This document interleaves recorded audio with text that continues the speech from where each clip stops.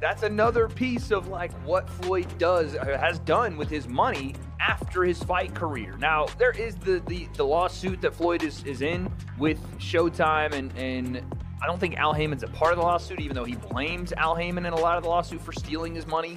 We're $340 million. We'll see if anything materializes out of that, or if Floyd just spends more money out of his ass. How does he owe you the money? Why don't you just like... Here's what happened. He pre-sold the fight using my likeness to some company in, I think, Dubai or like the Middle East. This is my understanding of it, for $10 million cash. We ended up doing the fight in the States with a different company. Stephen A. Smith reveals that Floyd Mayweather, even after making massive amounts of money throughout his career, handled his finances poorly and is now dealing with financial difficulties, pushing him to return from retirement in order to earn money by taking on new fights. From that standpoint, you say, wow, you're blaming them when in fact it's really, really you, because you can't do what they do every day. Maybe you should go to them to get some lessons. It's a spending issue, not an income. Yes. Wade Plemen wrote on X, "I told you all Floyd owes many people a lot of money and doesn't have it." And in a separate post claimed that several of his commercial properties were foreclosed, citing Business Insider. On top of that, Joe Rogan pointed out that Floyd Mayweather made more money than any fighter in history, but still ended up going broke because of constant lavish spending, proving that even huge wealth won't last without proper financial discipline. Our fight with my name and likeness to someone else in Dubai for $10 million cash. It's our fight, bro. Our deal was 15%. He smoked me. So I got 15% of it. 15% of $10 million is $1.5 million. That company that paid him that money is suing him. I actually don't know the status on that lawsuit. I should check in because he still owes me money, but he has a bunch of legal trouble at the moment that I don't think I'm ever getting the money. He just sold his house in Vegas. Did he really? Yeah. I think he's facing a bunch. Rinsed on that house. He started at $14 million. He custom built the house, by the way, in like 2006. Yeah. Started at 14, reduced to 12, Yeah. 10, 8 came on the market, and it was a lot of house for 8. Yeah. So for 6.6. Oh, he really got Just rinsed. the cost to build that house was 9 or 10. Whoa, he got rinsed. Yeah. Goddamn. It was huge. Goddamn. Who would win in a fight, you or 100 grams? Probably 100. Wade Plemen claims that Floyd Mayweather had to sell his private jet to settle legal debts, emphasizing that he owes money to many individuals and is finding it difficult to handle his heavy financial responsibilities. As much money as he's made in his career, which he's probably made as much, if not more money than any boxer ever. Like, there's all these lawsuits. Like, he hasn't been paying things, and he owes money on this and owes money on that, and it's like, and then he's got to come out of retirement. Yeah, that's tough. Yeah. That's tough. I think it's just the lifestyle that Floyd lived. Yes. I think he can't fathom to just live a modest lifestyle. It's like he got to be lavish. Right. He's got to have those videos where he shows you all the watches, where he opens the case up, you know. All the money. He got to show that he got $1 million in his backpack. And, you know, he got the latest watch and the latest car, and look what I just bought. And when you get into latest watches and latest cars, you get into that like, boy, that money goes quick. Yeah. Bugattis are like $3 million. There's watches. Vlad states that a prominent jeweler disclosed that Floyd Mayweather is now broke, attributing his financial difficulties to an overly extravagant lifestyle and excessive spending habits. In Florida from 18 to 20 mil, and he's got a place in LA that's like $25 million he's trying to sell now for like 48, which it's funny how now all of a sudden Floyd's trying to sell all of his assets. What does that tell you? He just sold his private plane as well, which I don't know what that went for, but again, he's offloading assets because he's massively in debt and owes people a lot of money. And he's trying to finance something, whether it's legal fees, whether it's other mortgages, whatever. But yeah, getting a net negative of $4 million on the house you built and then put on the market is probably the worst real estate investment you can make. Outside of maybe a strip club that no one goes to. Shawn Porter suggests that it wouldn't be a poor decision for Floyd Mayweather to accept the fight, expressing confidence that he can manage it and possibly gain something from the opportunity. everyone else gets their stuff from. And he told me, I'm not gonna say who it is, but he's like, Mayweather's broke. I said, no. He's like, no, really, Mayweather's broke. Now, I don't know if it's true. Right. This is what this guy told me. I'm like, how could he be broke? He's like, yo, he spends like crazy. Yeah. Spends like crazy. I mean, it only could go but so long. I mean, and you're not fighting. Yeah. Because I don't see Mayweather even doing any goofy shit like that. But you would think that your investments would continue to grow. Right. As long as you keep your spending under wraps. Like right now, like I could retire right now. This could be my last interview ever. Right. And with my investments, I invested into a lot of great companies like Google and Amazon and Tesla over the years, and those companies have all grown and continue to grow, right? And I could actually borrow money against my stock portfolio. Plemen shared another post claiming that Floyd Mayweather reportedly lost $8 million on a Las Vegas home, something he says is confirmed, while Business Insider reported that he took out $54 million in loans at 9% interest that remain unpaid. He also mentioned that another one of Floyd's properties had gone into foreclosure, added that he likely sold his private jet, and described him as a habitual gambler, all of which point toward ongoing financial issues and questionable spending behavior. At the same time, Joe Rogan explains that Mayweather's financial problems are rooted in an excessively lavish lifestyle where millions were spent on luxury watches, high-end cars, and other expensive items, ultimately leading to poor money management. Despite earning more than most fighters in history, this kind of reckless spending left him struggling to meet his financial obligations. And now he is facing serious debt while owing large amounts to multiple people. Rogan stresses that no level of income can sustain itself without smart financial planning. And Mayweather's situation clearly shows how even top earners can run into trouble when their expenses spiral out of control, turning his story into a strong warning about the importance of financial discipline. Honestly, it's wild. What we've seen Mike Tyson do against Jake Paul is you don't want to get in that ring and you haven't driven that car in so long that the engine runs hot, So both these guys, I think they're more than anything, they're trying to show us how serious they are about doing it again against one another. So, Shawn, how shocked were you when you found out that Floyd was coming back? Last time he fights is in 2017 against Conor McGregor. The guy has not fought, I said more than a decade, almost a decade, I should have said, in almost a decade. Even when you're Floyd Mayweather, that's got to be a hard thing to do, and especially when you're 49 years old. So there's some really good pros about it. He's done some exhibitions.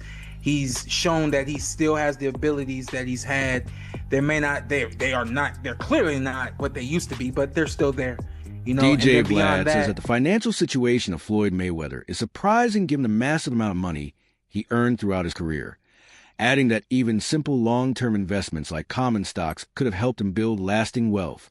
He also points out that Floyd always travels by private flights and never uses commercial airlines, although he does not actually own a private jet, unlike figures such as Drake, who reportedly do. Vlad admits he has never personally met Mayweather and does not know the full details of his finances, but observes that owning multiple properties and maintaining a constant high-spending lifestyle can easily lead to financial strain. He further mentions that at one point Floyd purchased a building in a jewelry district and concludes that even at Mayweather's level of success, excessive spending combined with public scrutiny can quickly turn poor financial decisions into very visible problems. I remember Iran Barkley was talking about that.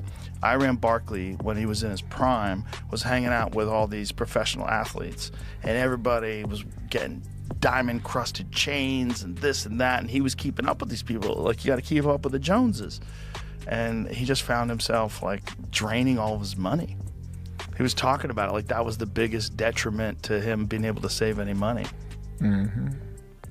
They trying to keep up. Yeah. Which I thought was funny when I was listening to this conversation with Chad Ochocinco. He was talking about it. He was like, his jewelry fake. Yeah, he was wearing fake jewelry. But who would know? What's that? Who would know? No one would know. Exactly. It's fake like when jewelry, they look at him, like flying economy.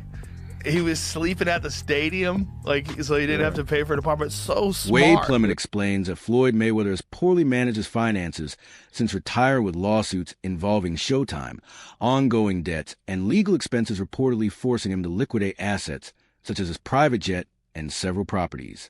Although he's made some gains through real estate flipping, Plemen notes that overall losses, including an estimated $4 million loss on a Las Vegas property, reflect a pattern of bad financial decisions. He also points out that Floyd's participation in exhibition bouts, including fights against John Gotti III, suggests his motivation is more financial than competitive. Taken together, the combination of heavy spending, debt management attempts, and continued reliance on fights indicates that despite his historic earnings, Mayweather appears to be struggling to fully preserve his wealth. Mayweather was in a similar spot because he made so much cash, and if you invested even in common stocks, you should do pretty well. But, I mean, listen, Mayweather never flies commercial. He's only flying private. So he doesn't own his own plane? I don't think so. I've never seen a Mayweather plane, like a Drake plane. I've never seen that. Not to say that he doesn't. I don't know Mayweather like that. I've never even met him. So, I don't know. I mean, you have a lot of properties. You have a lot of money you're constantly spending. Right. I don't know. Remember at one point he said he was buying like the jewelry district building. Yeah, and they said that wasn't true. I don't know, man. I don't know this man's finances, but this guy told me that Mayweather is in financial problems. See, here's the shitty part about actually losing your money when you're on that level and you're, kind of like flossing, showing up. Nobody gives a shit. Like people are... Analyst, despite his criticism, admits that the fight is likely to become a huge event on Netflix, drawing major attention since both Floyd Mayweather and Manny Pacquiao are former world champions. He points out that Pacquiao seems to be in better shape than expected following a performance against Mario Barrios, while Mayweather has not competed in a real professional bout for years, leaving uncertainty about who still has more left physically. Henry admits that even though he is not fully in favor of the concept, there is still real curiosity surrounding the matchup. He criticizes the event as a money-focused move, arguing that platforms like Netflix prioritize profit over consistently supporting boxing through regular fights. While acknowledging that such spectacles can generate attention and exposure, he believes they do little for the long-term growth of the sport. Reflecting on the hype around the original Mayweather-Pacquiao fight, which felt like a major cultural moment, he feels the current trend leans more toward exploiting fan interest. In the end, he balances his skepticism with recognition of public demand, while still encouraging support for more authentic boxing content. Way back, again, 5 years ago now, but that was like the initial rumblings around that fight. And what Floyd did was use Mayweather Promotions to bring them this fight and say, if you'll front us this money, we'll put this fight here. They fronted him the money. He took the money, had the fight at the Hard Rock in Miami with Fanmio instead. That was the company that put it on, Fanmio. And Logan saw none of that front end 10 mil, and the people that paid Floyd the 10 mil never saw a dime back.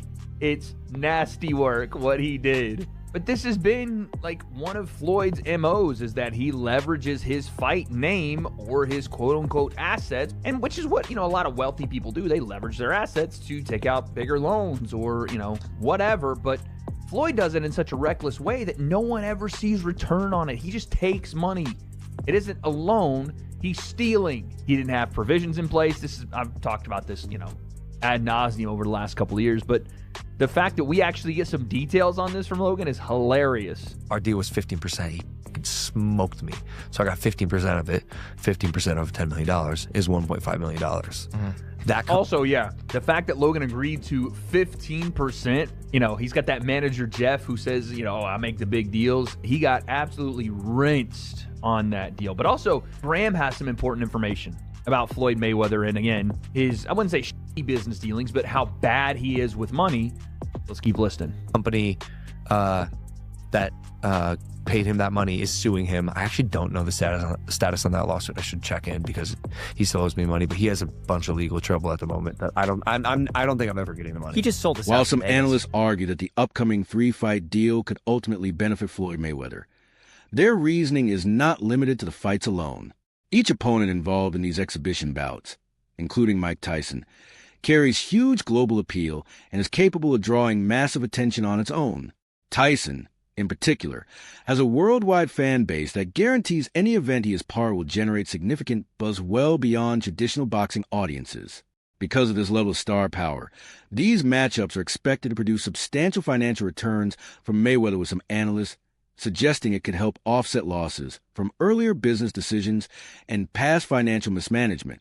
especially given the fact that I think Floyd Mayweather made close to $1 billion in his career. I mean, his career earnings are absolutely insane. His activities since then almost feel kind of demeaning to his legacy, I suppose you could say. Well, I can tell you that I did a little digging, and actually there are a number of lawsuits that are currently active against Floyd Mayweather Jr.'s name, and they're worth a significant amount of money. From controversies around endorsing certain cryptocurrencies, to millions of dollars worth of unpaid luxury items, and even allegations of unpaid luxury apartment rent. These are all alleged, and these are all the cases that currently exist against him.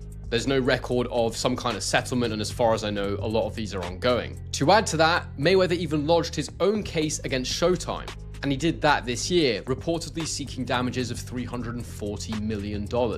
And the allegation there is apparently the three-fight arrangement is also designed in a strategic way that allows Floyd Mayweather to generate income without depending entirely on traditional pay-per-view revenue. Analysts suggest that even in the absence of a PPV model, the mix of sponsorship agreements, international promotion deals, and live event earnings could be sufficient to significantly rebuild his wealth. Some even believe this could be Mayweather's most calculated comeback, giving an opportunity not only to earn millions, but also to stabilize his finances after years of high-end spending. Ultimately, these exhibition bouts may help him reestablish his status as one of boxing's top earners, while also providing a potential financial turnaround, which is why observers are closely watching to see whether this three-fight deal can truly address his long-standing monetary issues. To do with just the basic thing of money. The fact that they both need money. Mayweather probably needs it a little bit more than Pacquiao does, but it's there no matter what. One of the strange truths about this one coming into it is they're both going to be having exhibition bouts in the next couple of months. Pacquiao is randomly taking on Ruslan Provodnikov, who some of you may remember was a champion at 140 pounds. And Mayweather's taking on Mike Tyson of all people. I mean, that's the most money motivated thing I've ever heard. It's utterly bizarre. And I don't want to see Mike Tyson anywhere near the ring again, especially after that Jake Paul fiasco.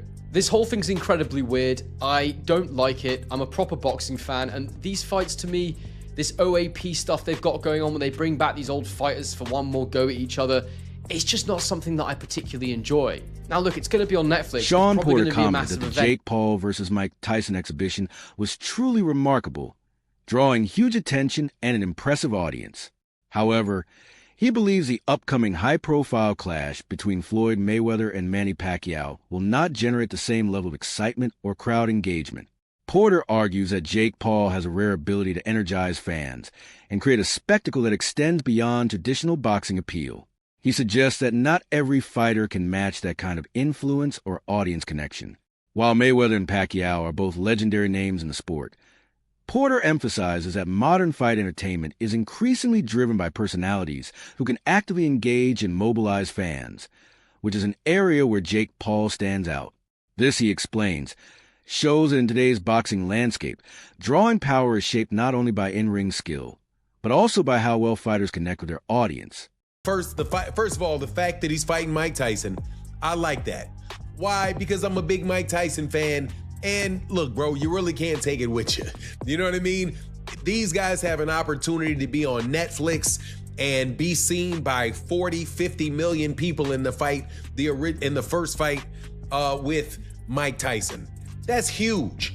Mike Tyson versus Floyd, I think the highest rated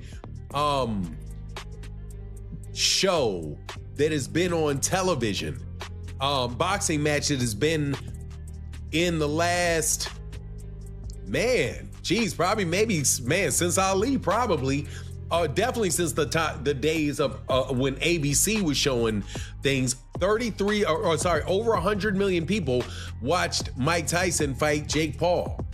You can get Mike Tyson and Floyd Mayweather can do those type of numbers. The three-fight arrangement is also designed in a strategic way that allows Floyd Mayweather to generate income without depending entirely on traditional pay-per-view revenue. Analysts suggest that even in the absence of a PPV model, the mix of sponsorship agreements, international promotion deals, and live event earnings could be sufficient to significantly rebuild his wealth. Some even believe this could be Mayweather's most calculated comeback, giving an opportunity not only to earn millions, but also to stabilize his finances after years of high-end spending. Ultimately, These exhibition bouts may help him reestablish his status as one of boxing's top earners, while also providing a potential financial turnaround, which is why observers are closely watching to see whether this 3-fight deal can truly address his long-standing monetary issues. It comes from Greece. Okay, a lot of money is credited to Saudi Arabia for investing in Shawn